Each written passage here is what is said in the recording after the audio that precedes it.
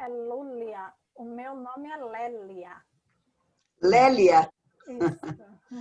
Estamos bem próximas, Lélia. Isso.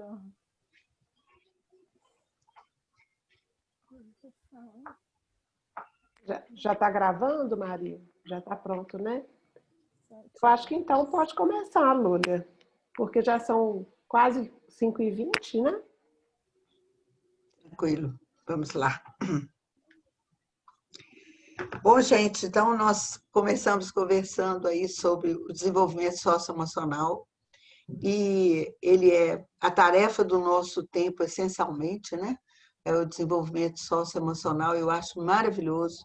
Fico muito feliz que a nossa base curricular tenha fortalecido isso e que venha de uma forma, nesse primeiro momento, assim, positiva.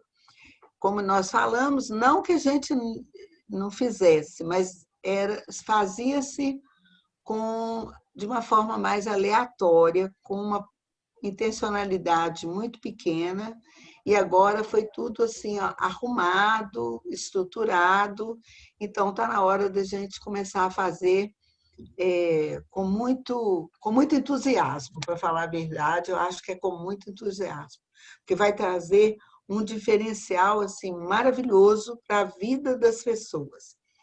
E uma das coisas, por exemplo, quando eu vou conversar nas escolas, a gente encontra muitas professoras chorosas, falando da carência das crianças, da carência em casa, carência afetiva, carência alimentar, problemas de relacionamento, de violência, uma série de coisas. Eu sempre ouço com muito carinho, com muito cuidado, com muito acolhimento. Mas depois eu falo para elas assim, gente, olha, a gente não tem condição de mudar a família. Nós podemos influenciar, mas nós temos que assumir que a nossa influência é muito pequena. Uma influência através das crianças, uma influência que é um esforço, às vezes, de convite para ir numa reunião, para conversar, uma conversa especial. Mas vamos assumir que a nossa influência é muito pequena. Então, tudo que a gente tem em relação ao que acontece com a criança na família dela é preocupação só.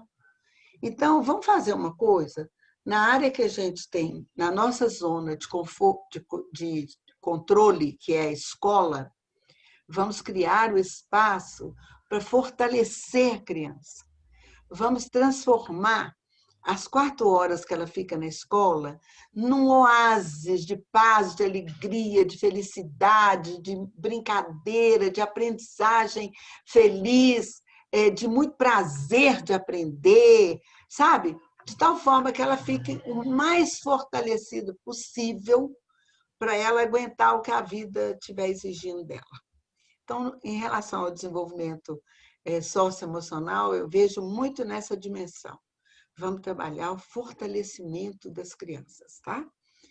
Quando a gente olha o emprego, é muito evidente para todos nós que nós estamos vivendo essa era de transição muito forte, que a relação de emprego tende a desaparecer mesmo, ganhando outras feições, mas ela tende a desaparecer.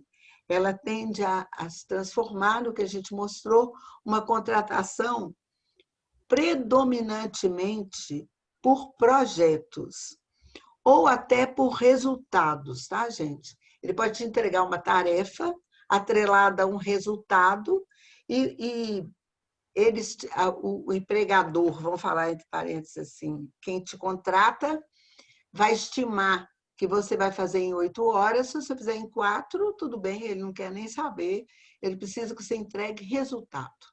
Tá entendido? Então, essa é uma configuração. Depois, mais para frente, ainda vou falar de um outro passo que está anunciado e que já tem algumas evidências, alguns sinais de que ele está acontecendo, mas é um outro momento. Então, nós vamos falar de 4 Es, né? A empregabilidade, que nós julgamos com a trabalhabilidade, porque trabalho é infinito, porque o trabalho a gente cria ele, a gente inventa ele, e a gente sempre terá o que fazer, porque o trabalho a gente melhorando continuamente a nossa condição de vida no planeta. Então, trabalho, vou falar assim, é uma oferta ou é uma condição infinita. Nós não precisamos ter preocupação, que sempre haverá trabalho. Agora, emprego é uma oferta finita. Ele é um modelo que veio para dar sustentação à indústria, deu uma sustentação magnífica para o modelo industrial, magnífica.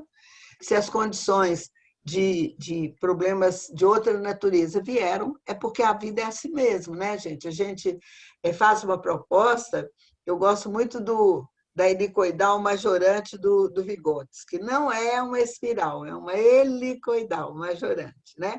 Então, a primeira laçada, a gente vai entusiasmadíssimo, consegue muito resultado, aí começa a gerar suas contradições, está na hora de criar uma outra coisa. Só que o que se cria depois disso é em cima dessa primeira laçada. Então, eu amplio a helicoidal. Ela é sempre maior que a laçada anterior. Isso a gente também vê que é o movimento da ciência, é o movimento de... A verdade, ela é verdade até que ela seja derrubada, né? Então, nós temos sempre o quê? Aproximações sucessivas da verdade. A gente nunca está com a verdade absoluta. Fiz referência ao Fleck, que é um microbiologista, que estudou 400 anos da história da sífilis, e ele mostra vários momentos de verdade na história da sífilis. E aí ele deixa bem claro para nós, basta a gente inferir que nós não estamos no momento da verdade final sobre a sífilis, por mais que a gente ache que saiba sobre ela. Nós ainda teremos outras e outras laçadas, não é? E eu gosto muito de ver que esse momento está deixando isso muito claro para nós, né? Como é que a ciência trabalha, afirmando e se negando. Ela mesma se nega, né? Cria suas negativas. Então, nesse movimento, a gente trouxe, então, a empregabilidade e a trabalhabilidade. Eu trouxe a ideia de emprego, empregabilidade e trabalhabilidade. Agora, nós vamos trabalhar o empreendedorismo, em seguida o empresariamento e o entretenimento em seguida. Eu falo 4 Es da ocupação, praticamente, 4 Es da nossa ocupação. Então, o empreendedorismo é outro conceito que pegou fogo, né? Todo mundo está falando de empreendedorismo, parece que é a solução para o mundo, todo mundo tem que se tornar, de alguma forma, tem que ser empreendedor, parece que está tudo para ser feito e todo mundo tem que ter essa competência empreendedora. Está em tudo quanto é discurso, o que você mais tem são cursos para desenvolver o tal do empreendedor, e sempre essa expectativa de que ele vai trazer a ocupação que a pessoa precisa ter. Então, nós saímos de uma responsabilidade de uma organização, que é uma empresa, para colocar no indivíduo que vai fazer nascer uma empresa também. Esse é um movimento, né? Nós podemos ter um empreendedor e o intraempreendedor. O intraempreendedor é aquele que empreende dentro de uma organização. Então, gente, no fundo, o que se quer não é formar o empreendedor, é formar a atitude empreendedora. Vou voltar lá na relação de emprego, quando Paulo Freire mostra para nós que a escola forma o quê? Um sujeito assíduo, pontual, obediente, seguidor de pequenas ordens. Ele forma praticamente a massa da população em cima desse tipo de conceito. E nós vamos ter todo um sistema de controle, de vigilância e de punição, né? Que o Foucault fala super bem, vigiar e punir, né? Essa é a base da produtividade do século XX, e também a escola tem esse modelo, esse modelo. Então, eu falo assim, a hora que eu vejo anunciando que pode, cogitando que os meninos podem ser reprovados, eu falo, socorro, que é isso? É de uma violência simbólica você falar que vai reprovar os meninos, que é absurda. E a hora que fala assim, vai ter também promoção automática, eu falo, mais outra violência simbólica. Temos que parar para pensar o que eu posso fazer de melhor. Não é mais controlar, vigiar e punir. Parece que os meninos estão sendo punidos pela pandemia, já estão punidos pelo isolamento, pela quarentena, eu falo punidos num sentido simbólico. Agora, a escola, certo? Também vai fazer uma coisa dessa? É impossível, impossível. Isso não tem cabimento. Né? Isso não tem cabimento. Então, agora, formar, então, essa atitude empreendedora significa mudar radicalmente o processo da educação para desenvolver competências de natureza empreendedora. E se vocês olharem no documento do MEC, ele tem lá uma sugestão bem densa para o desenvolvimento do empreendedorismo, né? Ele faz um foco no empreendedorismo social, mas a atitude empreendedora é a mesma, tanto faz o empreendedor numa atividade de natureza social ou de uma natureza negocial, tá? Tanto faz. Bom, gente, então, vamos recuperar aqui quais foram as relações de trabalho que a gente, minimamente, passando rapidamente por elas, a gente encontra. Primeiro, gente, a gente tinha a sociedade coletora, né? A sociedade agropastoril depois, e nesses processos a educação era mnemônica, de cabeça para cabeça, passava do pai para o filho a aprender o ofício, aprender o trabalho, aprender o que tinha que ser feito. Mudanças muito suaves. Esse modelo de sociedade durou 10.000 anos. Então, olha só, além de como eram lentas as mudanças, né? E a relação de trabalho era uma relação escrava e servil. Quando a gente começa a ter uma relação de dominação, ela é uma relação escrava e servil.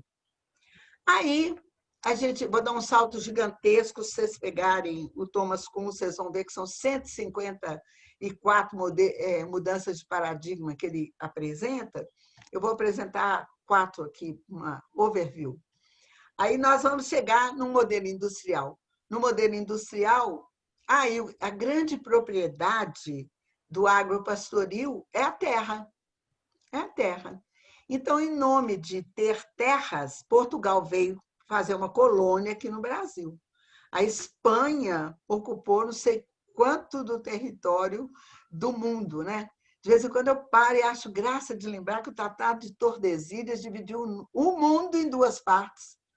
E quem assinou foi o Papa, né, gente?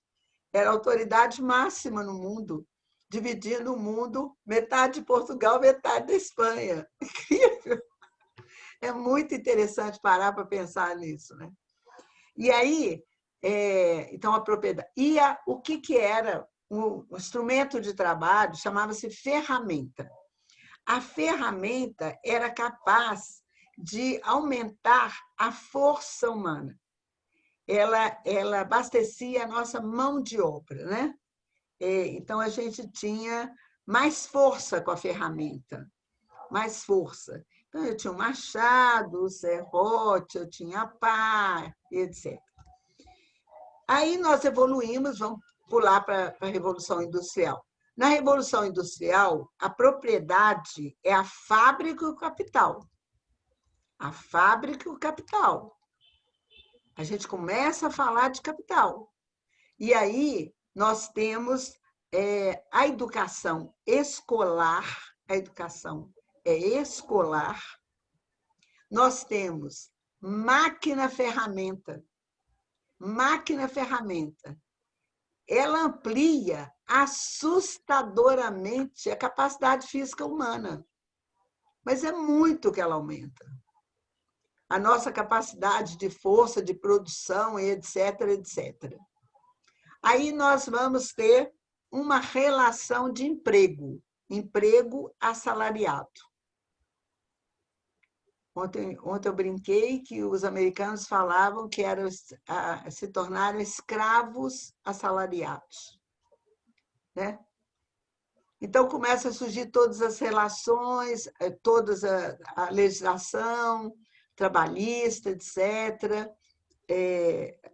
Então, esse momento é a máquina, a ferramenta que vai nos ajudar. Depois nós vamos evoluir para uma sociedade, é um paradigma informacional. Informacional. A grande propriedade é ciência e tecnologia. Ciência e tecnologia.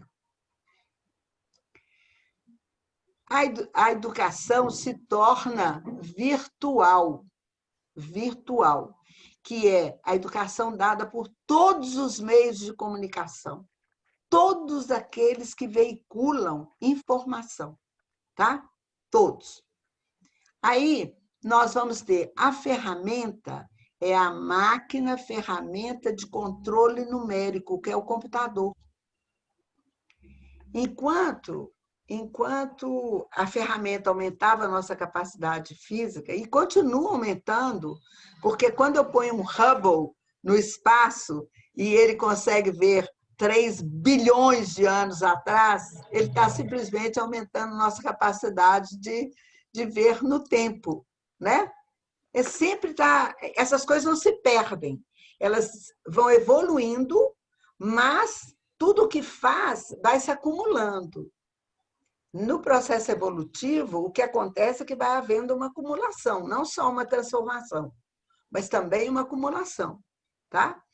Então, o computador, ele vai incorporar conhecimento humano.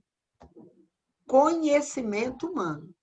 Então, gente, nós não temos como negar que ele exponenciou loucamente a nossa capacidade de lidar com informação. Alguma coisa assim, assustadora, né? Porque se tem de informação hoje, você não precisa perguntar nada para ninguém. Qualquer coisa que você perguntar, o Google põe na sua mão, né? De vez em quando eu costumo ficar fazendo uns exercícios absurdos, sabe? De pedir ao Google uma coisa que está dentro de um livro, pois não é que ele me põe na mão? E vocês sabem que a base de tudo isso é a inteligência artificial, né? É a inteligência artificial, meu Deus do céu. Fazendo a leitura dessas coisas todas. E a hora que falar do entretenimento, eu vou falar para vocês que o meu entretenimento é fazer um esforço para entender a inteligência artificial. Minimamente, mas não dá, não. Bom, então, gente, o meu entorno está em obras. Eu tenho tudo que até barulho que vocês possam imaginar, me acompanha aqui. Legal, acho que é bom, porque tem muita gente trabalhando nisso. Bom, então, nós entramos na era informacional, a propriedade é ciência e tecnologia, nós temos educação virtual e nós temos a relação de trabalho, ela vai ser muito fortemente a relação que a gente chama de autônoma. Autônoma.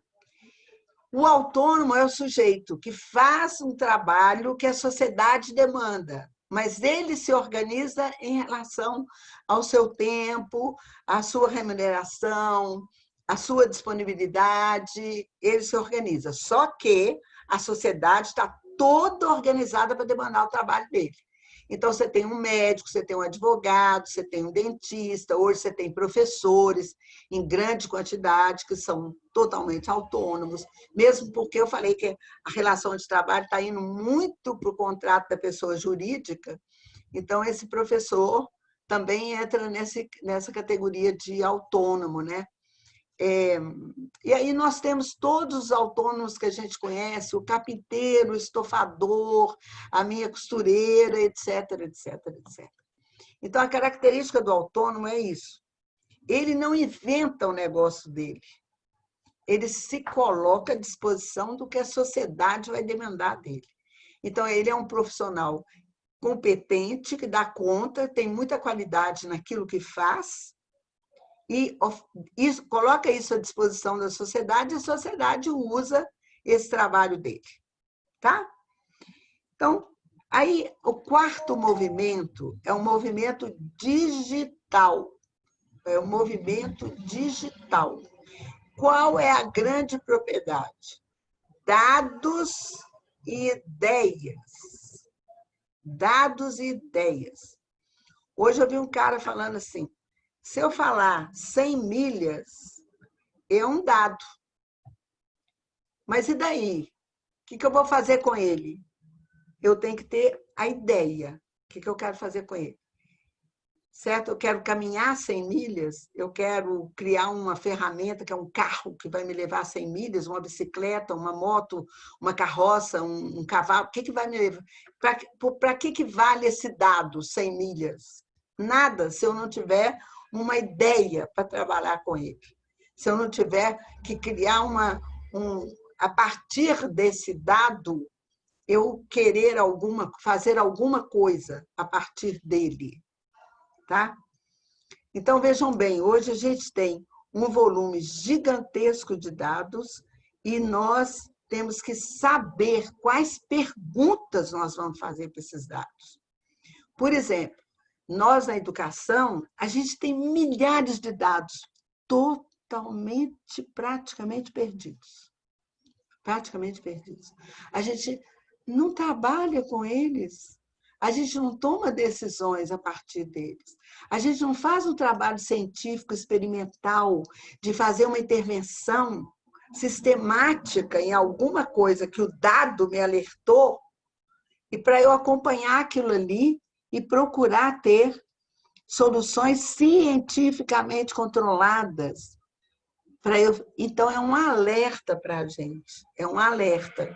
Eu fui do Banco Nacional de Itens, fui coordenadora das equipes que montavam as questões para o Banco Nacional de Itens. Gente, é fantástico, porque todas essas provas que você conhece, né? Enem, Saeb, Provinha Brasil, vão dar origem aos IDEB da vida e tal, elas começam com esse Banco Nacional de Itens. Minas Gerais foi o primeiro a fazer, foi o CIMAV, né? Foi o primeiro a fazer. Então, aqui em Minas, nós não só fizemos o banco, como coordenamos o primeiro. E a gente fez, então, a avaliação de 180 mil crianças, né? E aí você já vê, você já pega o dado e já começa a trabalhar, né? Aí é legal, porque você pega o dado, você tem a nota, você tem o resultado de cada menino, você tem o resultado do menino por questão, e por questão você vai saber cada coisinha, como é que está o desenvolvimento dele, né? Depois você vai para a turma, depois você vai para a escola, depois você vai para a superintendência, vai para o município, por aí vai, né? Então, dados, nós estamos na era dos dados e das ideias. Como nós estamos na era das ideias, que a gente está se apropriando rapidamente delas e transformando em coisas, em processos e tal, essa ideia empreendedora está muito aguçada, porque ela sempre existiu, tá? Não precisa pensar que o conceito emergiu agora e está ganhando força, mas a atitude empreendedora sempre existiu, senão a gente não tinha chegado aqui, né? Então, a gente já teve milhares e milhares de empreendedores fazendo aí milhares e milhares de coisas para nós chegarmos aqui, onde nós chegamos. Inclusive, tem uma expressão que, quando caiu assim, eu achei tão interessante. administração é uma invenção muito poderosa do século XX, não é? A administração é uma invenção muito poderosa do século XX, porque ela organizou o mundo do trabalho, né? Ela organizou o mundo do trabalho, é muito legal essa ideia. Então, olha, aí nós vamos ter que tipo de educação? Nós vamos ter um período mais cruel da história da humanidade. Se nós não soubermos dividir, compartilhar, fazer com que todos ganhem. Sabe por quê? Porque nós já nos apropriamos da força física, da mão de obra, da capacidade dirigente do ser humano, e agora nós vamos nos apropriar de ideias, que é a coisa mais valiosa que o ser humano tem. Entendeu? Então, isso é muito valioso pensar nessa dimensão. E qual tipo de educação? Educação virtual em rede. Em rede. E surge o empreendedor. Surge o empreendedor. Então, nós tivemos o trabalho escravo e servil, o empregado assalariado, nós evoluímos para o autônomo e agora nós temos o empreendedor. Tá? Temos o empreendedor. E o que é o empreendedor? É aquele sujeito que é capaz de pegar uma ideia e executar essa ideia, né? Fazer essa ideia acontecer, fazer acontecer, enfrentando tudo, enfrentando todas as coisas, todas as turbulências, todos os obstáculos, todo mundo falando isso não dá, isso não vai dar certo, desiste disto, isso é uma bobagem, para de pensar nessas coisas, né? Vai procurar um emprego. Então, a gente cai nisso. Gente, então a gente pensando nisso, quando eu era assessora pedagógica numa unidade, numa instituição de ensino superior, e os meninos faziam administração, e um deles teve a ideia de fazer um trabalho, aqueles trabalhos de conclusão de especialização, né? O TCC, ele resolve fazer uma pesquisa na junta comercial para saber quantos empreendedores tinham feito curso superior. Você sabe que era uma minoria? Aí ele foi perguntar, ele resolveu, ficou tão impressionado que ele foi perguntar para os alunos que estavam terminando o curso superior, assim, você empreendedor? Não, a maioria não iria empreender. Sabe por quê? Medo. Diz que passando pela faculdade, eles passavam a ter medo. Então, essa pesquisa dele causou assim, um frisson, sabe, na escola de administração. Como, meu Deus? Se estou formando um administrador, estava começando a palavra empreendedor a aparecer. Eu fui no lançamento do livro do sujeito chamado Ronald Reagan. Ele era presidente da Ericsson do Brasil e ele lançou um livro que se chamava Empreendedorismo. E quando eu cheguei lá, ele me deu o livro até com uma dedicatória. Professora, me ajude a levar avante essa ideia. Olha só para vocês verem. O lançamento dessa ideia do empreendedorismo. Saí maravilhada. Cheguei lá, achei tudo quanto é o curso devia mexer com empreendedorismo. Tive 0 de sucesso, tá? Ninguém se mobilizou. Não quiseram nem ler o livro na época, ninguém se mobilizou, sabe? Mas eu já saí assim, bem entusiasmada. Então, olha só, as mulheres foram muito empreendedoras na história da humanidade. Tá? E tem um livro bem interessante que chama-se Mulheres na Sociedade de Classes, onde ela mostra como que a mulher vem trabalhando intensamente. Então, olha só, nós somos responsáveis pelas conservas, a gente é que criou, a gente que inventou de fazer conserva, os embuchados todos saem da cabeça das mulheres, os salgados, salgar o peixe, salgar as carnes, etc., é iniciativa feminina. Então, principalmente as atividades do lar, né? Tudo que está conectado com a sobrevivência, com a primeira condição assim, do ser humano, que é garantir a sobrevivência, a mulher está presente inventando, fazendo as coisas acontecerem, tá? Fazendo acontecer. Dizem, né? Até eles fazem assim, brincando, que foi a mulher, enquanto estava lá com o filho no colo, que observou que a sementinha, jogando na terra, ela brotava, então podia plantar, e aí você vai começar a agricultura. O Alvin Toffler, quando ele conta um pouco da história da humanidade, ele põe meio essa ideia de que as mulheres muito observadoras, elas teriam visto essas coisas e teriam tomado decisões nesse sentido. A domesticação de plantas. Gente, por curiosidade, vocês olharem, tem um documentário que mostra a documentação da mandioca feita pelos índios. É simplesmente impressionante. Você sair de uma raiz brava, que você ainda tem, né? Mandioca brava, né? Que até mata, né? Tem aquele veneno que é cianureto, né? Então, a domesticação da mandioca, a domesticação do trigo, e daí a domesticação da maioria dos grãos. Como é que a gente fez? Como é que foi isso, gente? Atividade tipicamente empreendedora, né? Tem um livro também maravilhoso que chama-se O Cálice e a Espada, e isso é da Eisler. E ela é uma antropóloga e ela estuda 5.000 anos da história da humanidade e ela mostra o tanto que a gente evolui quando nós estamos em momentos de colaboração. Que a gente tem um desprendimento de deixar a minha ideia ser compartilhada e ser enriquecida pelos outros, de tal forma que ela se transforma numa solução maravilhosa. Tá? Esse também eu gosto demais desse material. Tá?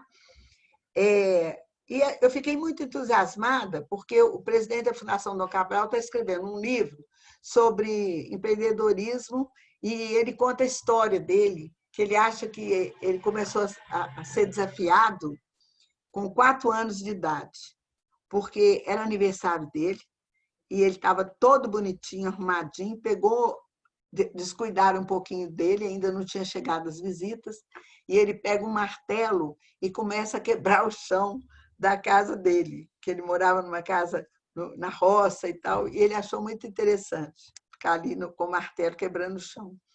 E o pai dele chega com os avós e os tios e entra e vê aquele espetáculo, né, dele quebrando o chão, e deu uma bronca tremenda e falou para ele assim: você só me envergonha.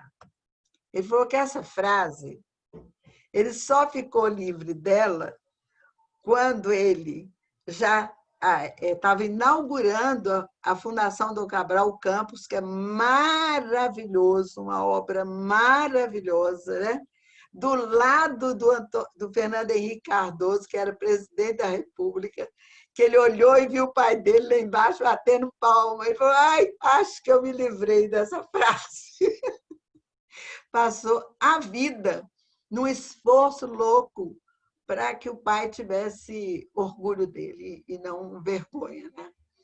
Então, ele começa o livro dele contando isso, e ele me pediu uma ajuda, e eu fui ver que ele queria ver o que existia de proposta no Brasil para criança de 0 a 6. Eu confesso que eu estou trabalhando muito do primeiro ano em diante, e aí foi um presente ele ter me pedido isso, porque eu fui lá olhar e encontrei o marco legal da educação na primeira infância. Gente, que lindeza! 582 páginas só de material fundamentando. Mas é maravilhoso, maravilhoso, maravilhoso. E aí você vai ver que a proposta é toda voltada para a competência empreendedora o tempo todo. Porque você vai estimular a curiosidade da criança, né? Você vai estimular a imaginação da criança, você vai fazer com que ela corra riscos calculados, você vai dar a ela uma tarefa que ela vai ser responsável por ela o ano todo. E ao fazer essa tarefa, ela ganha persistência, autodisciplina, autorresponsabilização, né? Que são todas características que, se não tiver, o empreendedor sobrevive, não acontece, né? Não acontece. Então, eu falei assim, meu Deus, que maravilha. Aí eu fui fazendo toda a análise para ele empoderar, né, esse material dele com essa riqueza que é esse marco legal da educação na primeira infância no Brasil. Muito bonito, tá?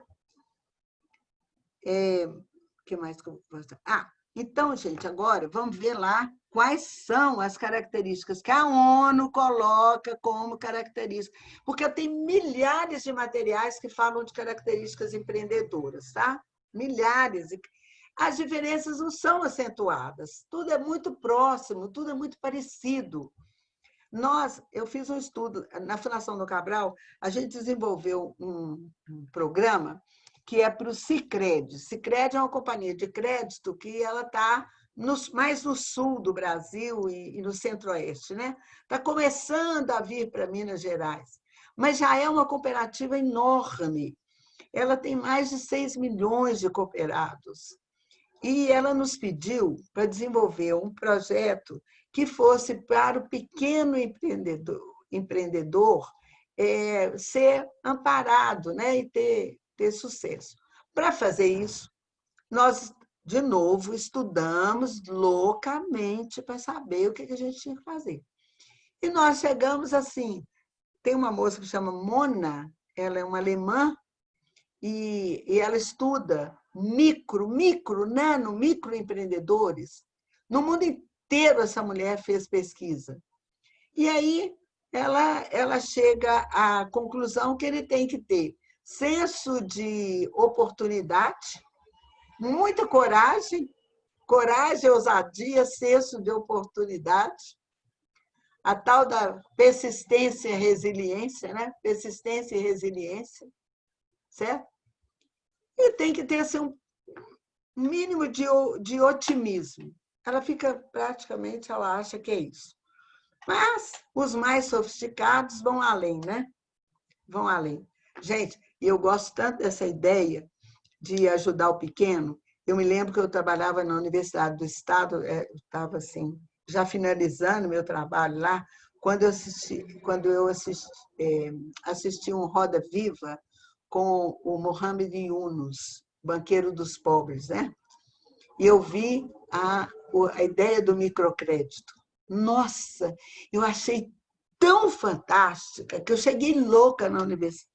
Gente, todo mundo precisa conhecer esse homem, a ideia dele, porque é muito bacana essa ideia, é muito importante essa ideia, e ela se aplica a 1001 coisas. Você pensa, você pega um grupo de 5 pessoas, as 5 se tornam responsáveis umas pelas outras, ele empresta um dinheiro pequeno, elas têm que devolver todo final de semana, ele empodera o serviço delas, elas recebem o crédito de novo na segunda-feira, devolve de novo no final de semana. E assim, como ele criou uma corresponsabilização e uma ajudando a outra, aí, com uma característica interessante, que ele só emprestava para a mulher, né? Porque ele fala que a mulher investe realmente na outra geração, tá? A mulher investe na outra geração.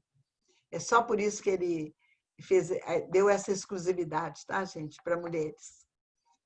E ela leva muito a sério isso, o desenvolvimento dos filhos, sabe? O investimento nos filhos.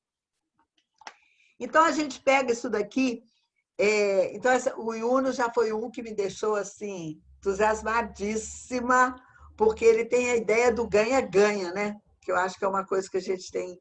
Eu vou trabalhar lá no empresariamento a ideia do ganha-ganha, senão a gente está muito perdido. Então, olha só, o senso de oportunidade. Eu trabalho desde 7 anos de idade. Eu já fui professora com 7 anos de idade, eu costumo brincar. Porque o que me aconteceu? Eu estudava em escola multisseriada, e era do 1º ao 4º ano na mesma sala.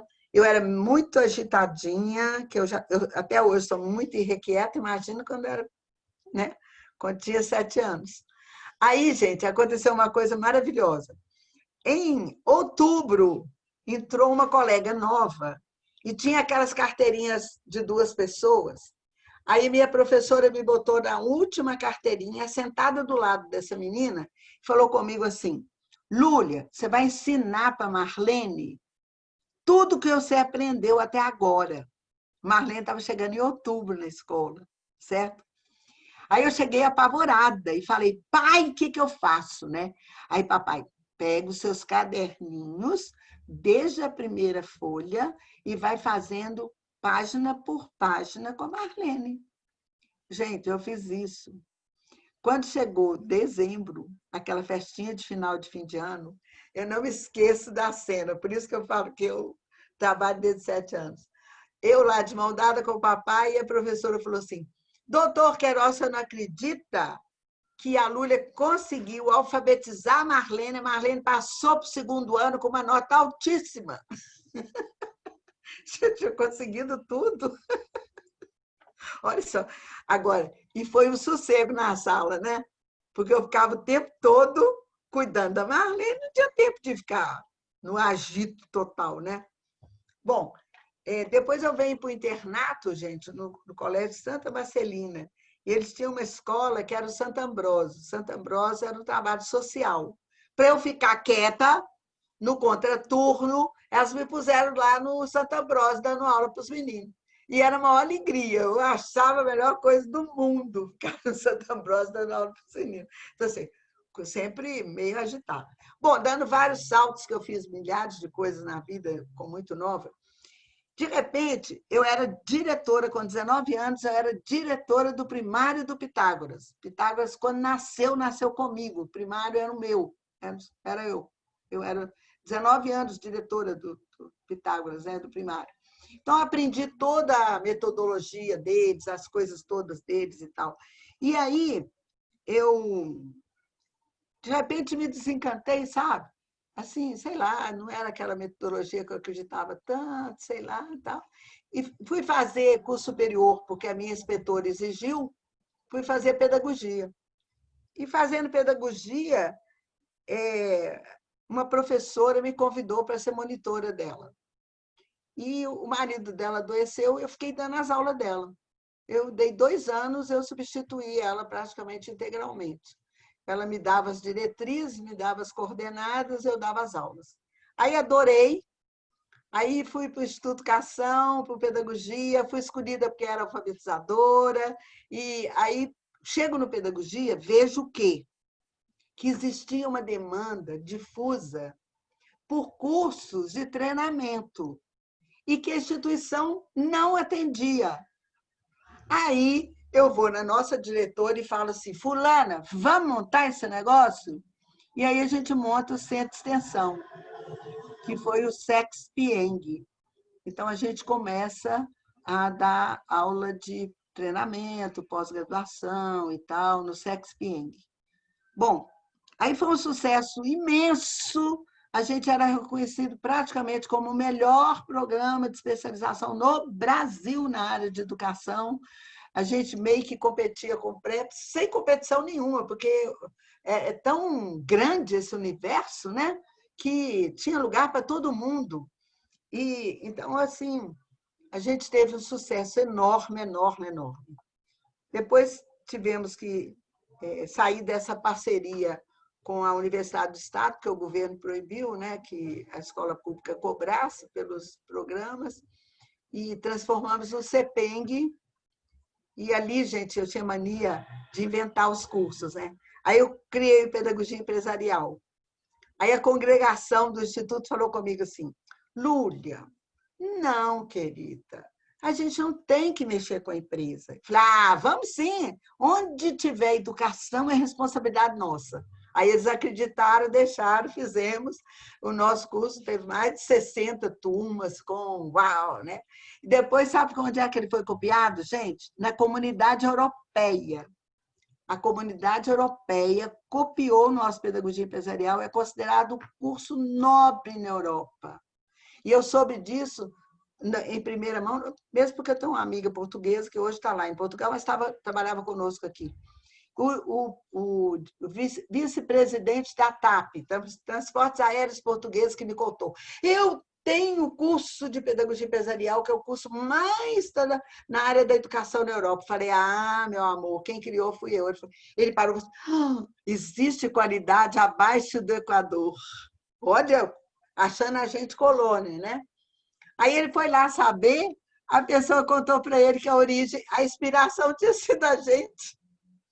Foi muito legal. Ele veio todo assim, nossa, Lúlia, eu soube que a inspiração foi aí. Bom, então, é assim, gente, o senso de oportunidade era tipicamente dentro de um ambiente público e tipicamente intraempreendedora, né? Não tinha dúvida que era isso aí, que eram essas coisas que tinha que fazer. Então, o senso de oportunidade tem que estar presente na vida do empreendedor e do intraempreendedor. E isso vai existir se nós deixarmos que a imaginação e a curiosidade, a coragem, a ousadia dos meninos cresça, tenha espaço, tenha lugar para acontecer, não é? Bom, outra coisa muito importante é a persistência e a autodisciplina. Eu sou encantada com um vendedor de sacos que tem aqui perto da minha casa. Tem anos, gente, que ele trabalha o dia inteirinho, ele chega na mesma hora, ele é super disciplinado, ele é super organizado, ele é discreto, sabe? Ele não faz festa para a gente, não tem isso você pensar, é ultra simpático. Mas todo mundo sabe que se precisar de pano de chão, pano de prato e esfregão, vai lá na esquina que ele está lá. Entendeu? Você vai falar com toda segurança, porque ele é persistente, ele é super rigoroso com isso. Tem um outro que eu acho também sensacional, que é um lavador de carros numa praça aqui para cima de casa.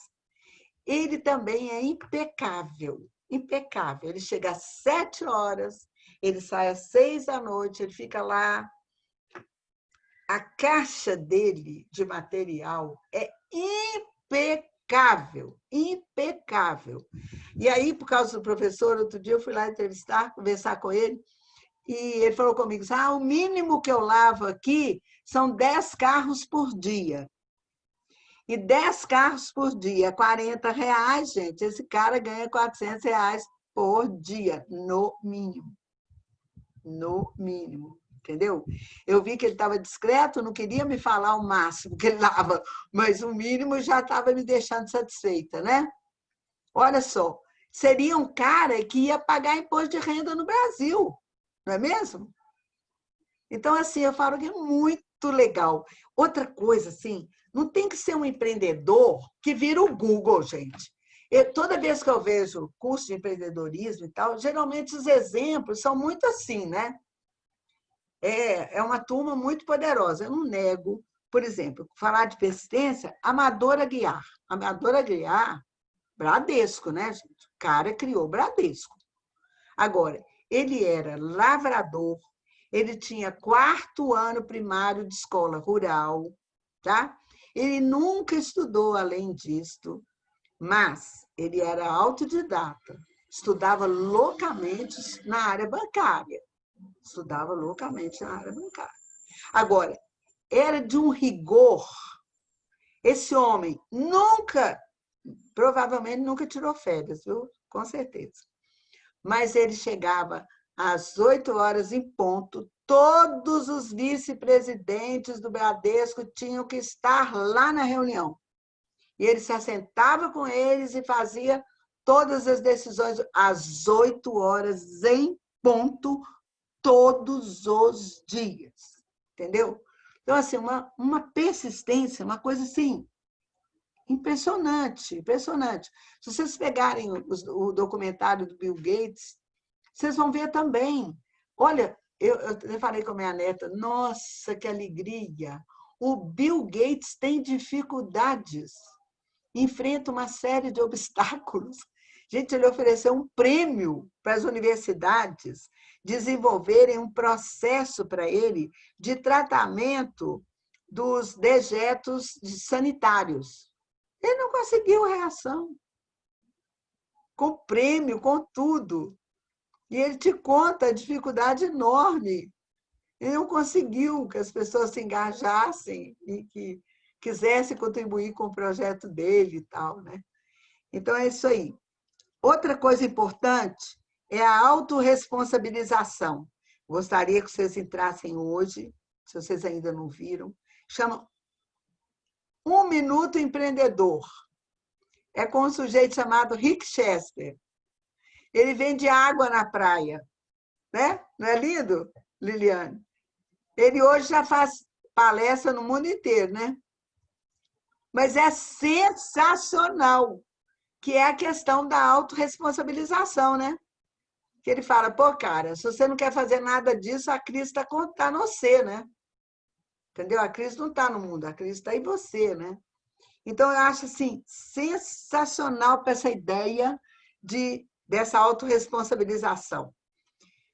Uma coisa que se coloca muito forte hoje é o propósito. O propósito é essencialmente aquilo que me move. Só que, academicamente, a gente coloca o propósito como uma grande... Como assim... uma transcendência, né? O que vai além de mim, né? Eu vi, por exemplo, qual é o propósito do Vale do Silício? Aí eles falaram, o propósito é impacto, porque se a gente fizer uma coisa que faz bem para uma pessoa, ela tem que fazer bem para o mundo. E nós temos que estender isso para o mundo todo, entendeu? Bom, isso aí é um propósito assim que não é do meu lavador de carro, não é do meu vendedor de saco, concorda? Então, a gente pode ver que o propósito também pode dizer de uma coisa mais simples, ter uma vida saudável, a família está toda bem, está assistida, ter a qualidade de vida que o mundo oferece, que a sociedade oferece, está mais que suficiente. Então, eu fico pensando sempre que eu não preciso de uma coisa tão grandiosa assim, sabe? Né? Que é o propósito da turma do Vale do Silício, né? Bom, gente, eu também tive um contato com um sujeito maravilhoso, chama-se Celso Ataíde, e eu vi de volta agora, né, com a Covid, eu vi na televisão, ele foi presidente da CUFA. A CUFA é a Central Única das Favelas. Ele é que criou esse movimento da Central Única das Favelas. Hoje, esse movimento já está em várias favelas do mundo, tá? Várias favelas do mundo. E o Celso, ele tem uma história lindíssima. Imagina que ele tinha até 11 anos, ele morava com a mãe na rua e um irmão. E ele é que cuidava desse irmão dele, que era 5 anos mais novo do que ele. E a mãe morreu. Ele disse que até 11 anos ele não sabia se esse negócio de existir hora de comer, horas de dormir, escova-dente. Não, nunca tinha ouvido falar de escova-dente, sabe? É meio assim, né? E ele nunca tinha ido na escola. Aí a mãe dele faleceu. Eles moravam no Rio de Janeiro. Ele pega o irmãozinho dele, ele consegue subir, ele sobe e fala para o irmão dele assim, olha, nós só temos um jeito Ele não queria ir para os abrigos, né? Ele não queria que o juizado pegasse ele de jeito nenhum. Antes do juizado descobrir que nós somos 2 meninos soltos no mundo, vamos subir para a favela, vamos subir o morro, vamos pedir socorro lá. E ele é muito inteligente, ele já subiu o morro pensando... Eu tenho uma irmã que coordena o juizado aqui, ela fala que é impressionante como essas crianças têm uma cuidade, sabe? Tem uma coisa assim, que ela fica assim, encantada. Aí ele falou assim, foi procurando quem era o chefão lá. Quem é o chefão? Quem é o chefão? Aí ele chegou no chefão. O chefão era o chefe do mal. Aí o cara pega ele, o irmãozinho dele, e fala, tá, você conseguiu chegar até a minha pessoa, eu acho que você já teve uma iniciativa muito importante, eu vou cuidar de você.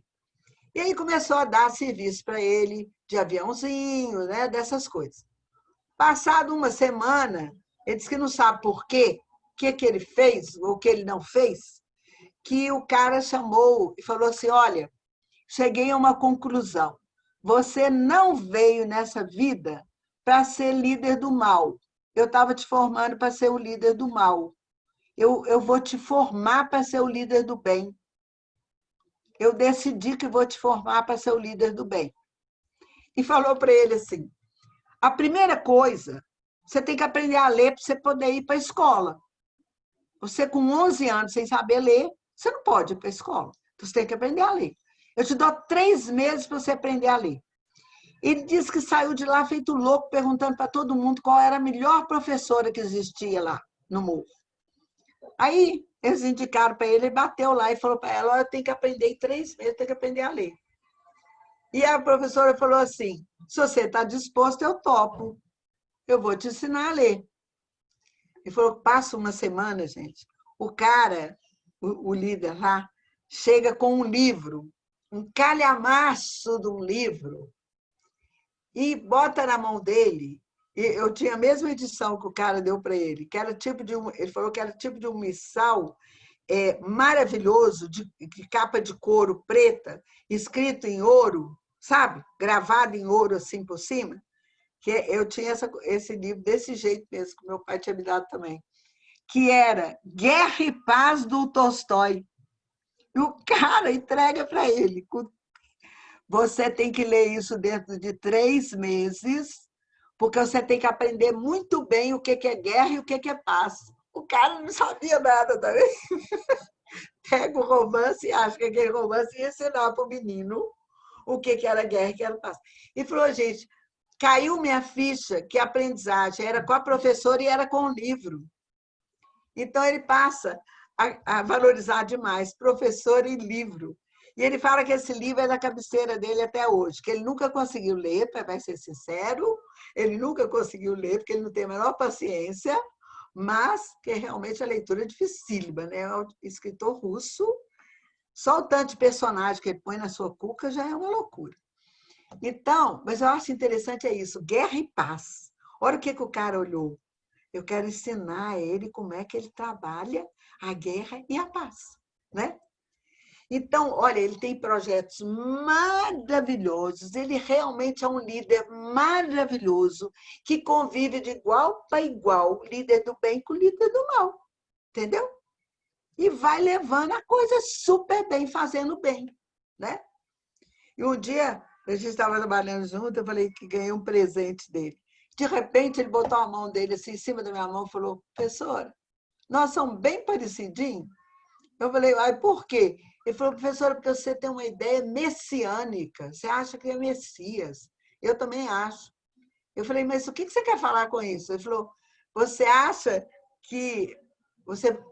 que dá conta que pode mudar o mundo e você vai lá e tenta. Eu falei, eu tento. Mas ele falou assim, pois é, nisso que nós estamos parecidos, eu também acho que dá para salvar o mundo, eu vou lá e tento. Então, tem muito tempo que ele não é mais o líder lá da CUFA, o presidente da CUFA, mas ele continua com 1001 projetos. Mas agora, na Covid, eu fiquei feliz de ver que ele assumiu a frente do trabalho de garantir alimentos, sabe? Para o pessoal que ele convive com eles. Ele tinha não sei quantas favelas que ele já coordena com esse movimento, sabe? Da Central Única das Favelas. Então, assim, maravilhoso, lindíssimo, lindíssimo, né? A ideia da autorresponsabilidade e do propósito, né? Ele realmente tem um propósito meio de salvar o mundo, né? Mas eu não acho que precisa ser tão grande para ser um empreendedor, não. Depois, a perseverança. Tem outro que vocês podem olhar, que é o Rufino, né? Rufino. Rufino também vale a pena conhecer a experiência dele, gente. E, graças a Deus, hoje é só entrar na internet que a gente conhece esse povo todo. O Rick Chester tem ele, inclusive, dando uma entrevista naquele grupo Pânico, né? Ele dá durante 1 hora. E ele conta a história dele toda também. A mãe estava morrendo, eles eram, acho que 6 irmãos, estavam em volta da mãe, e o pai fala, ó, com a morte da sua mãe, vocês estão por conta de vocês, né? E ele fala que nessa hora ele falou, minha nossa, eu tenho que dar conta de mim, né? É muito lindo, gente. Essas histórias são lindas, são maravilhosas. E outra coisa é correr risco calculado. Esse pessoal nem é tão calculado, né? Eles têm que ter coragem, têm que ter ousadia, porque às vezes tem que partir do nada, né? Tem que partir do nada. Então, o risco calculado é botar o esforço dele e a garra, e a energia, e o tempo para fazer a coisa acontecer. Fazer a coisa acontecer. Eu gosto muito da turma também, eu esqueci o nome dela agora, que é aquela do Sodier, aqueles bolos, né? Nossa, ela também, a história dela, assim, é imperdível. Imperdível, uma história maravilhosa. E outra coisa, assim, fazer relacionamentos, fazer amizades, fazer um círculo de amigos. E isso a escola pode ensinar, assim, super, super, super bem, não é? Bom, para desenvolver esses empreendedores, gente, vocês sabem que tem milhares de cursos para tudo enquanto é lado, inclusive tem milhares de cursos na internet, etc, etc. O que eu acho? Eu conheço todas as metodologias do Sebrae, inclusive para conhecer a fundo a metodologia, eu fiz os programas, e eu recomendo assim, se for para desenvolver o comportamento empreendedor, o Empretec é excelente. E é muito bom para a educação, para nós entendermos que necessariamente não precisa estar conduzindo um empreendimento, um negócio para desenvolver o empreendedor, não. Tem as atividades da escola. Se eu fizer projetos na escola, é só eu desvelar para os meninos que quando eu estou fazendo aquele projeto, eu estou desenvolvendo aquela competência. Gente, isso é muito importante, muito importante. É uma descoberta muito recente. Que foi feita pela neurociência, que quando as pessoas sabem em que está sendo investido, o ganho é muito grande.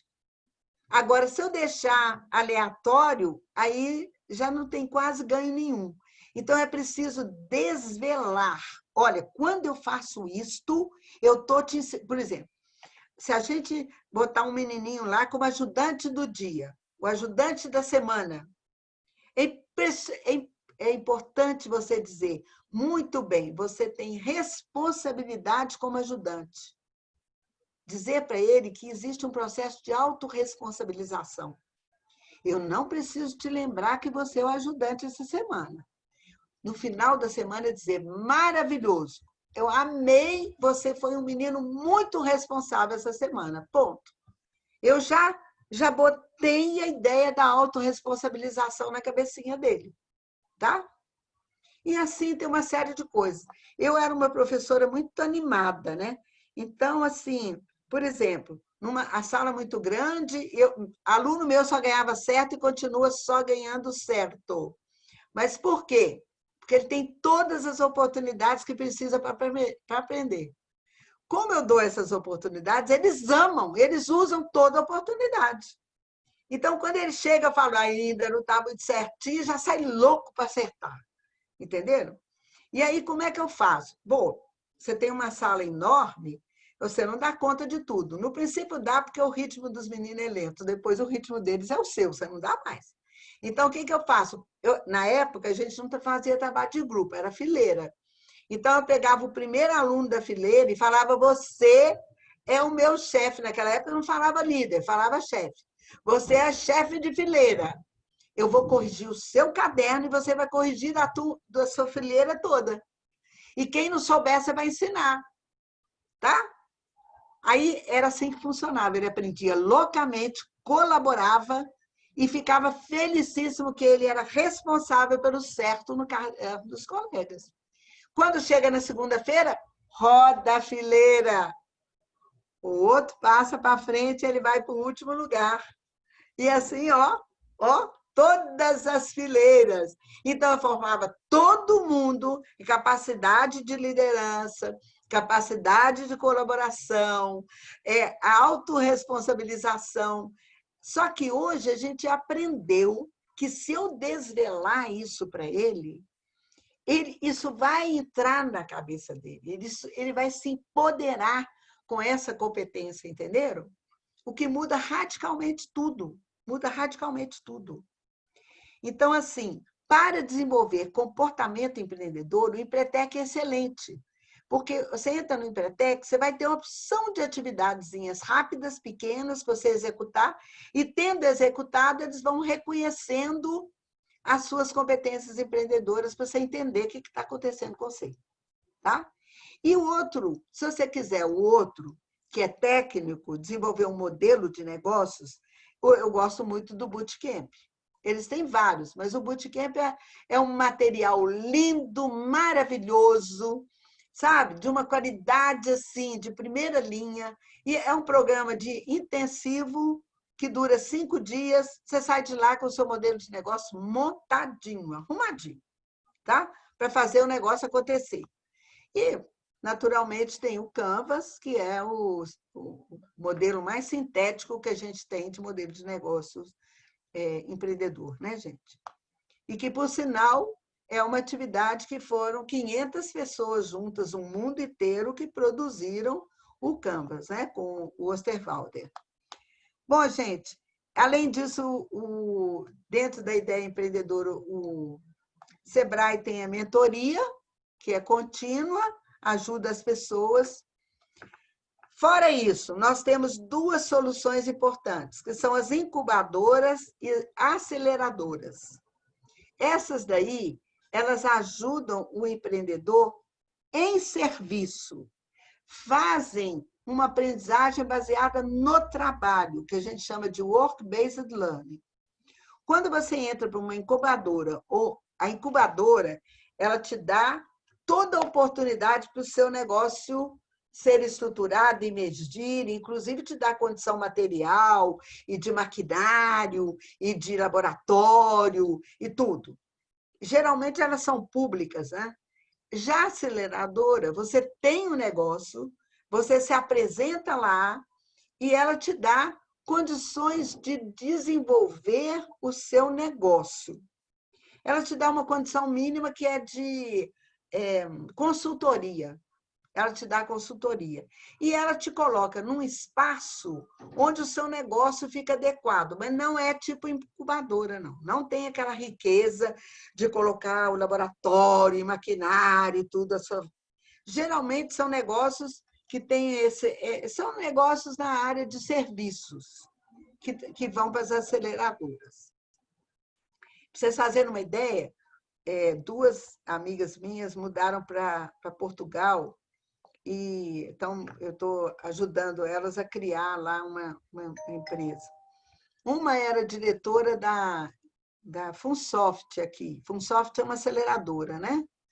E ela foi para lá, que o marido foi fazer um doutorado. E a outra, ela é a família proprietária do Grupo Séculos. Ela já foi, inclusive, a CEO do grupo, tá? E aí as 2 estão montando, fazendo um trabalho de montar uma oferta para as pessoas que têm acima de 50 anos, para encontrar trabalho, para se tornarem empreendedoras, se quiserem e tal.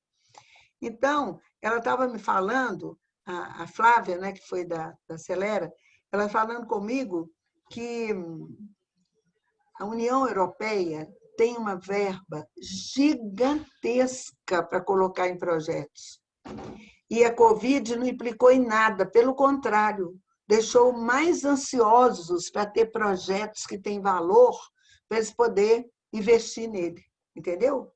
Então, ela falou assim, olha, não fique preocupada quando você estiver orientando qualquer pessoa, achar que não vai ter dinheiro no mundo. Ela falou, tem muito dinheiro nos fundos, eles estão ansiosos por projetos.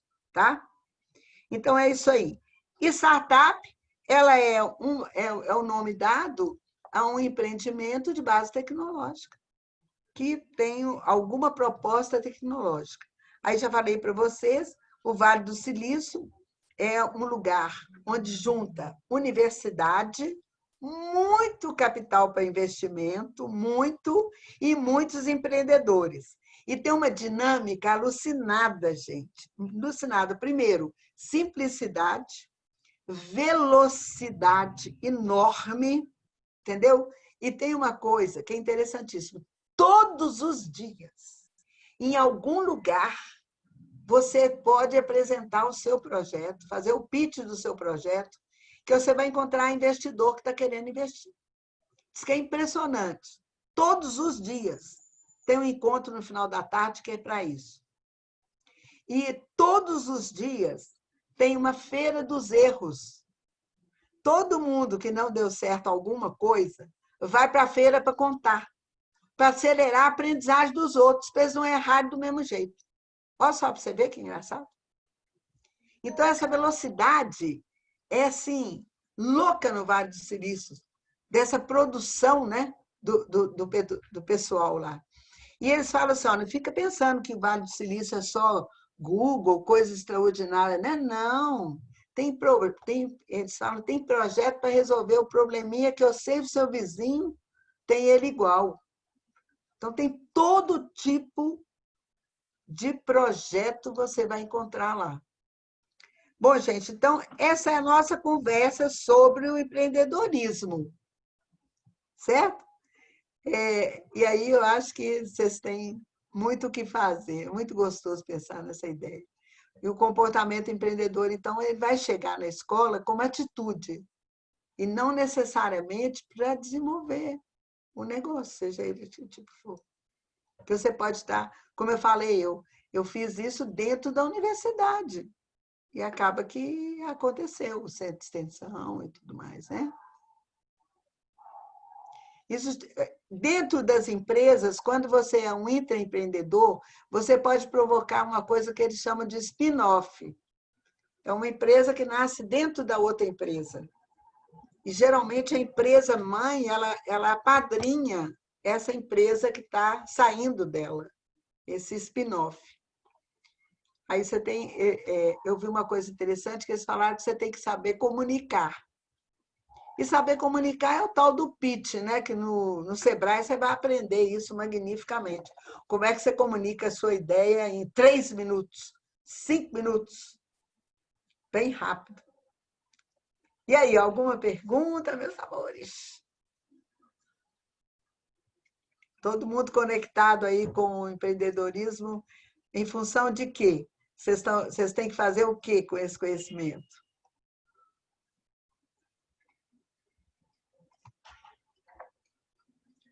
E a minha amiga na Bahia congelou.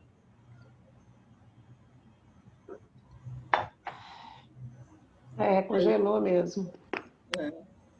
Esse pensamento de empreendedorismo, ele é um desafio também, né, Lúlia? Essa Não é um atitude... pensamento, é uma postura. Isso, É uma postura, não é pensamento. Você tem que ter uma postura empreendedora. Quando a gente fala pensamento, assim, tem que nortear a vida, né? Tem que ser aquilo que vai nortear a vida. Eu sempre penso nos alunos da EJA. Eles são empreendedores, né? Eles são empreendedores sem esse domínio da questão da leitura e da escrita, por exemplo. Né? Eles são empreendedores, eles, assim... E aí eu estou pensando aqui nas turmas, na ação que eles têm, na ação que uma escola que atende essa turma tem, a diretora tem essa postura de chamá-los, de colocá-los para cima, de valorizar aquilo que eles fazem, e aí vão surgindo outras coisas. E tudo isso conectado com a questão da afetividade, do socioemocional. Então, é uma escola que tem uma experiência muito, muito bacana nesse sentido. Que ótimo, hein?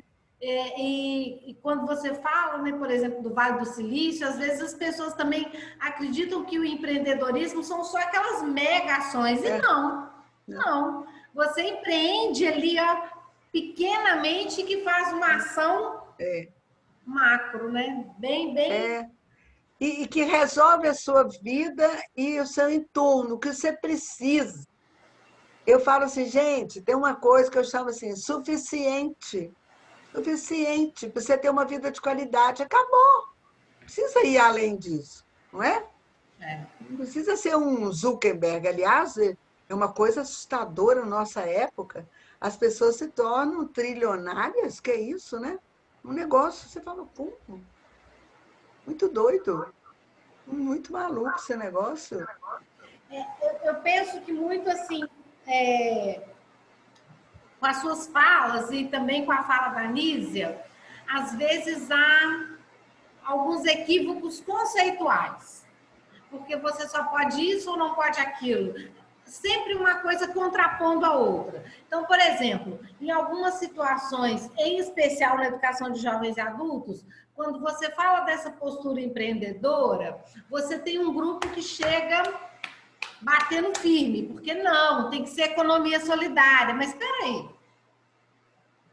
E aí? Na economia solidária, o empreendedorismo está super presente, não é? Uma coisa não tem que ser contrária à outra, né? Então, não. E aí fica aquele embate de conceitos e que você não caminha para lugar nenhum. Então, eu percebo muito essas discussões, elas me são muito caras.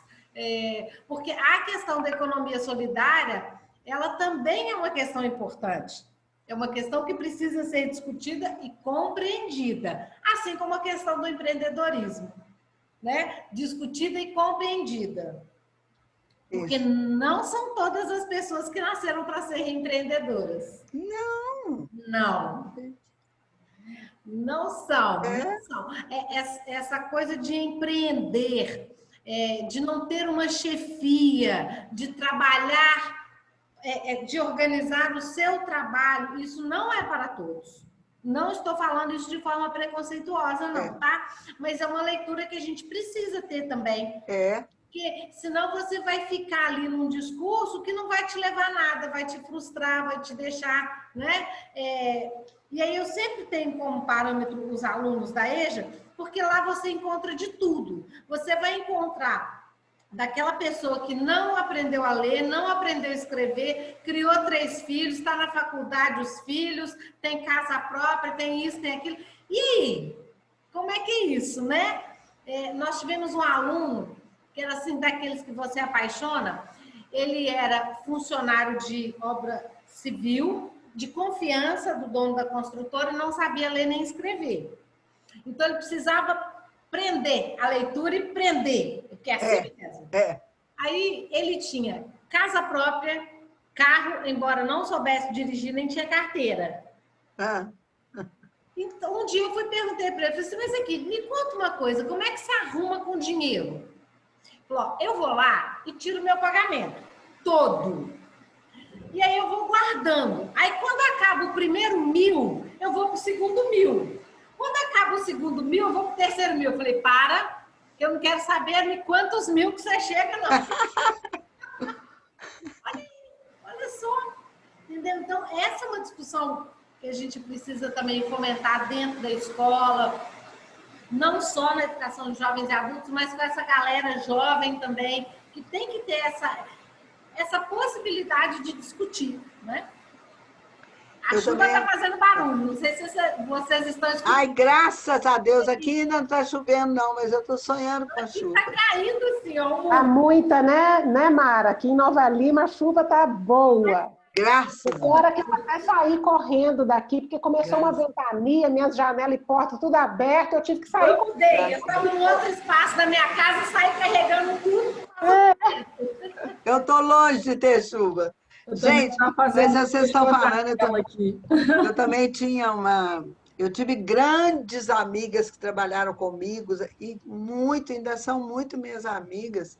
E uma delas, ela ficou viúva com 6 filhos, o menor com 3 meses, e ela veio para Belo Horizonte para um lote que eles tinham comprado, que ficava no meio do mato, que hoje fica na Avenida Carandaí, mas na época era no meio do mato, a Célia, e ela era passadeira da minha mãe, foi ser minha passadeira. Aí um dia, eu estou lá conversando com ela, falei, nossa, Célia, mas deve ser tão difícil para você, com 6 filhos, né, e tal. Ela largou o ferro, parou, olhou para mim e falou assim, Lúlia, você não sabe o que é pobre com ideal. Essa mulher, ela formou 6 filhos no curso superior, entendeu? Ela conseguiu tudo. Ela construiu a casa com os meninos. Ela foi construindo a casa.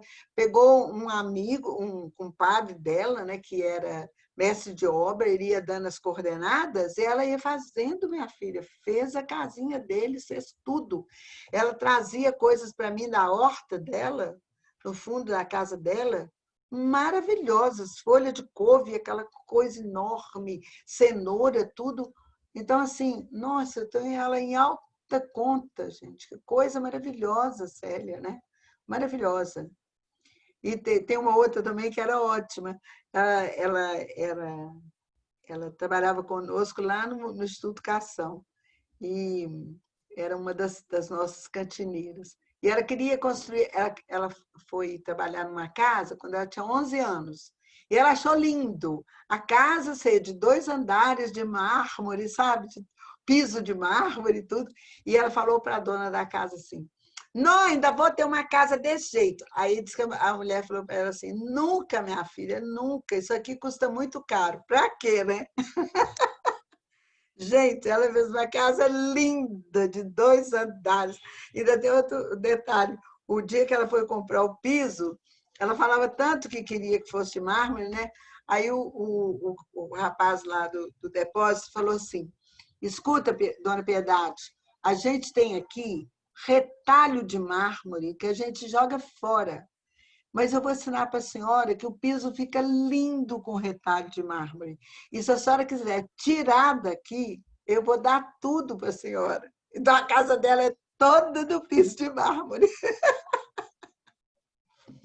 Maravilhoso! Uma casa grande, enorme, com piso de mármore. Mas a história ainda mais linda, que ela fez com o amigo também, que era mestre de obra, que orientou, que ajudou, e todo mundo fez.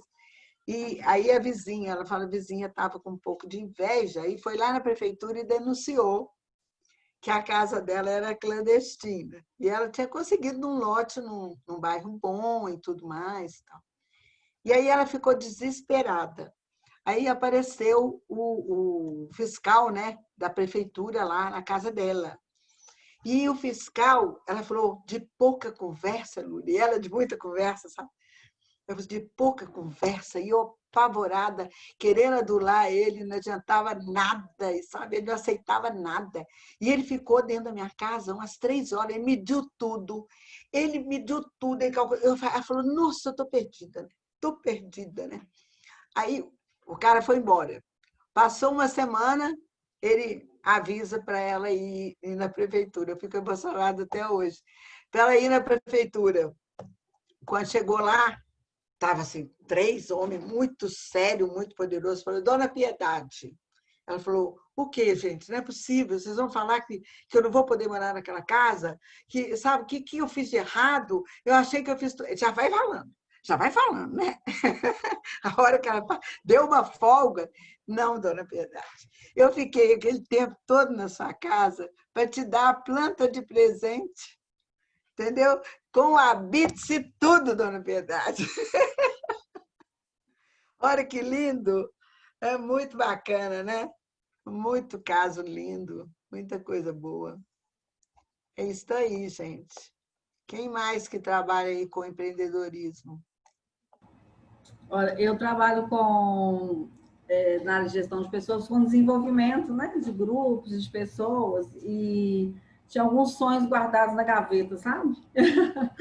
Na pandemia, eu comecei a tirá-los da gaveta. Então, eu estou apoiando um grupo de pessoas, microempreendedores aqui na cidade, em Caeté, e montei um grupo de mulheres empreendedoras, até a Lelinha está fazendo parte, porque eu comecei a observar que as pessoas partiam para os negócios, mas com um ícone, assim, o hiato, né? Do próprio autoconhecimento, sabe? Ah, Então, legal. Que bom. então, uma amiga, ela já tinha trabalhado com a coisa de empreendedorismo, eu também já tinha feito algumas coisas do Sebrae, até cursos, eu fui instrutor do Sebrae, né? E aí a gente, então, montou um curso para mulheres empreendedoras, mas baseado no autodesenvolvimento e no autoconhecimento, sabe? Bacana. E aí ela Eu fiz um trabalho aí pela Fundação, né? A gente trabalhou com 28 microempreendedores. Era até foi o teste que a gente fez para o Sicredi, que eu falei aí, sabe? E aí, olha, foi cada coisa linda demais. Tinha uma, por exemplo, que mexia com produtos de beleza e ela nunca tinha tido coragem de ir em feira nem nada, sabe? Aí a gente meio que ensinou para ela, né? Chega na frente do espelho, levanta o ombro, levanta o teto, levanta tudo, fala, eu posso, eu vou, eu quero, eu vou. E ela fez assim e foi e falou que nunca mais vai deixar de ir, porque ela teve um sucesso total, vendeu tudo no primeiro dia, não tinha produto para o segundo dia. Ah, que legal. Muito legal. Tinha várias coisas lindas. Tinha uma, por exemplo, que ela fazia marmita. Ela fazia marmita de 4 da manhã até 10h30. 10h30, ela punha as marmitas no carro, ela ia entregar. E os clientes queriam conversar, né? Porque... e ela, aí, assim, a gente deu um outro processo para ela. Quando terminou o programa, ela falou, já multipliquei por 10 minha venda de marmita. Estava muito grata. Foi muito legal, muito legal. É isso, gente. Que bom. Autoconhecimento, Cada dia, autodesenvolvimento. Lula, eu vou te falar, viu? Tá impressionante, né, Liliane? Tá muito enriquecedor. Nossa, Maravilhoso. a abordagem da Lula é fenomenal, né? Uai, gente, que bom, que ótimo. Eu preparei com muito carinho para vocês. A gente Assim, vê gente, isso, a gente sente isso. Você mergulhou. Falei, Eu gostei também. eu procurei falar de um lugar diferente do curso de empreendedorismo, né? E eu e Maria, a gente fica daqui preocupadas, né? Porque, no final das contas, a gente está tendo uma adesão pequena, né? Para um conteúdo tão maravilhoso. Fica tranquilo. Aí eu queria até saber o seguinte, né? Nós temos a Tereza e a Mara que participaram nos outros 2 dias. A Lelinha chegou hoje, a Ana Maria chegou há pouco, a Grazi também tem ficado quietinha. Mas eu queria saber da Tereza e da Mara, se vocês duas estão planejando participar amanhã e depois, porque não sei se seria o caso, Lúlia, de talvez você amanhã tentar agrupar a abordagem sobre os outros 2 Es. Eu não sei se você acha isso viável, se você toparia fazer isso, porque, né, sobretudo dentro dessa pergunta para a Tereza, para a Mara, para a Grazi, Lelinha e Ana Maria, né? Se vocês continuarão conosco nos próximos 2 dias. Estarei sim aqui amanhã. Eu tenho uma aula que eu vou aplicar amanhã, mas termina às 17. Terminando, eu entro logo. Tá. Gostei muito, achei muito pertinente. Obrigada, Lélia, obrigada. Agradeço desde já a Tereza, que foi ela que me mandou o convite hoje para que eu participasse. E estou muito feliz mesmo em ter conhecido e encontrado vocês. Estou aqui na Bahia. Se quiserem meu apoio em alguma coisa, podem contar comigo. Beleza, obrigada. Coisa boa hoje é esse negócio. Distância acabou, né, gente? Distância acabou. É isso aí. Fronteiras. Isso aí. E outra coisa, vocês estão gravando, fica à vontade, pode colocar onde vocês quiserem, o que quiserem, fica à vontade. Para mim, assim, tranquilo. A gente está gravando, a Maria tem mandado, né, para quem não veio, né, Maria? Você está mandando, não é isso? Quem escreveu e não veio. Mas tudo bem, sem problema. Posso juntar o entretenimento com... tá? E aí se vocês quiserem... Eu diria que é com vocês, tanto a Lúlia quanto os participantes, né? Porque eu fico sentida por quem planeja o conteúdo, né, e dedica esse tempo e tal, e nós somos poucos, né, ou poucas, porque tem sido quase que só mulheres mesmo, né? Assim, só uma sugestão, Liliane. Eu acredito, porque são dois temas muito abrangentes. Tanto o entretenimento quanto o empresariado. Ela hoje falou bem sobre empreender, amei, não tenha dúvida. Que bom, obrigada. E se for juntar os dois, eu estou achando que ela vai acabar falando mais de entretenimento do que de empresariado, e era importante que nós soubéssemos os dois. Né? E não sei, ela quem vai dizer também, como sugestão, eu pretendo seguir até sexta-feira com vocês. Também pretendo seguir até sexta. Isso. Então, não sei, acho que devia seguir o fluxo. Compromisso firmado, pronto. Tá bom, gente. Obrigada. Fico muito prestigiada, tá muito bom. Porque eu acho o seguinte, a maioria dos empreendedores, eles falham porque ele não faz o empresariamento. Porque empreender é só arrancada. Tanto que o empreendimento, ele fala de duas coisas. É o comportamento que a pessoa tem que ter a vida toda, né? E é o modelo de negócio. Tudo bem. Eles, às vezes, né, Mara, não tem modelo de negócio, mas vão bem. Isso não é o tanto que importa. Mesmo porque, se você olhar um Rockefeller, se olhar essa turma lá atrás, não tem modelo de negócio, não. Saía fazendo. Né? O que eles achavam que tinha que fazer, saía fazendo. Depois que iam ser desenhados os processos, etc. Não é assim, né? Então, eu acho que é muito valioso para o empreendedor sair desse loop do empreendedor para o loop do empresário. E nós falávamos muito lá no nosso programa, eu gostava muito de dizer para eles, vocês são empresários já. Vocês são empresários, a arrancada você já deu. O comportamento empreendedor você já tem. Agora, meu filho, é empresariar. É dar o duro do cotidiano ali, ó, cheinho de processo, tudo arrumadinho no lugar, né? Porque senão o empreendimento não dá certo. Iniciativa e acabativa, né, Lúlia? Lembrar, o que você faz? Eu faço carros. Isso. Faço carros. É isso aí. Tem que botar alta a régua. A régua tem que ser alta. Seu compromisso é com o máximo, né? Isso aí. Então tá bom, gente. Então tá, gente. O entretenimento, eu acho que o entretenimento é divertido, assim. É ideia muito, muito legal, bem até do Domênico de Masi, é uma proposta muito grande que está chegando aí, vocês vão ver, está chegando para nós todos no mundo, eu acho que ela vai se acelerar com a Covid, tá? Então, o entretenimento é essa coisa de como é que o ciclo da vida contempla o entretenimento. E acaba que entretenimento é um negócio da China também, né? É um negócio... É verdade. É gigantesco. Tá bom, queridas. Até amanhã, gente. Muito obrigada, viu? Obrigada, Maria. Obrigada a você, Lúlia. Obrigada. Tchau.